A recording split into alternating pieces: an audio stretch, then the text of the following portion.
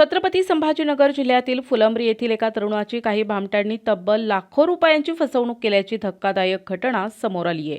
टेलिग्रामच्या माध्यमातून ही फसवणूक करण्यात आली आहे। टेलिग्रामवर काही तासात पैसे दुप्पट करून देतो अशी जाहिरात आली होती। या जाहिरातीमधील अमिषाला फिर्यादी बळी पडला। या तरुणानं ज्यानं जाहिरात दिली होती त्याला ऑनलाईन पैसे पाठवले।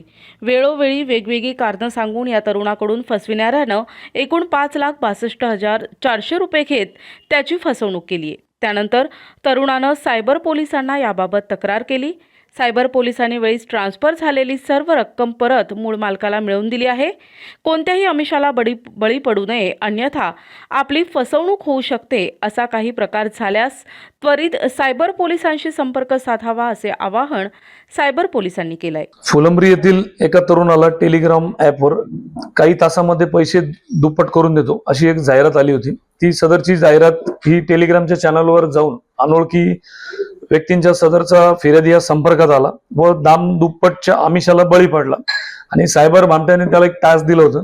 ते टास्क त्याने त्या टास्कच्या सूचनेचं पालन केलं व त्याने दिलेल्या त्या रिवॉर्डला तो बळी पडला व ऑनलाईन कॅश पाठवली। अशा प्रकारे त्याने आमिष दाखवून वेगवेगळी कारणे दाखवून तक्रारदाराला वेळोवेळी टप्प्याटप्प्यानं 5,62,400 रुपयाची फसवणूक केली होती। अशा प्रकारची NCCR पोर्टलवर तक्रार आली होती। सदर तक्रारीच्या अनुषंगानं आम्ही माननीय SPSO तसेच ऍडिशनल साहेब यांच्या मार्गदर्शनाखाली आमच्या पथकाने सदर त्यांनी ज्या बँक खात्याला रक्कम पाठवली होती त्या बँकेचा आम्ही तपशील घेतला आणि त्या खात्यामध्ये सदरचे पैसे वळवण्यात येऊ नये याकरता आम्ही कोटक महिंद्रा बँक यांचे जे नोडल अधिकारी आहे यांच्याशी संपर्क केला व संपर्क साधून आम्ही सदर गेलेली रक्कम 100% रक्कम ही आम्ही अत्यंत तत्परतेने त्यांना रिटर्न कशी भेटेल याबाबत आम्ही बँकेच्या अधिकाऱ्यांशी संपर्क करून ती रक्कम सदरची गोठवली व ती फिर्यादीला 5,62,000 संपूर्ण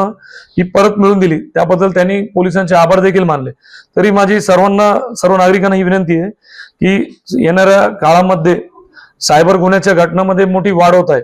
त्या अनुषंगाने आपण ऑनलाईन फसवणूक असतील, आर्थिक घोटाळे असतील किंवा वेगवेगळे ऍप्स असतील किंवा APK फाईल्स असतील, डिजिटल अरेस्ट असेल किंवा फसवणुकीचे काही ईमेल्स असतील तर याच्यामध्ये आपण बळी न पडता आपल्याला जे हे काही लिंक आली किंवा काही आलं तर त्याची आपण पहिले खातरदारी करावी। कारण अशा प्रकारे आमिषाला जाऊन अशा प्रकारचं आपलं आर्थिक नुकसान होऊ शकतं। यामुळे सदर याच्यामध्ये आपल्याला जर काही अडचण आली तर आपण तात्काळ 1930 या क्रमांकावर टोल फ्री क्रमांक याच्यावरती संपर्क साधावा किंवा जी cybercrime.gov या वेबसाईटवरती जाऊन आपण तात्काळ संपर्क करावा, जेणेकरून आपला कोणता फ्रॉड झाला असेल तर आपल्याला तात्काळ मदत मिळेल। धन्यवाद। फसवणूक कशाच्या माध्यमातून झाली, म्हणजे काय डॉक्युमेंट दिले, ते कशामुळे ते फसले गेले?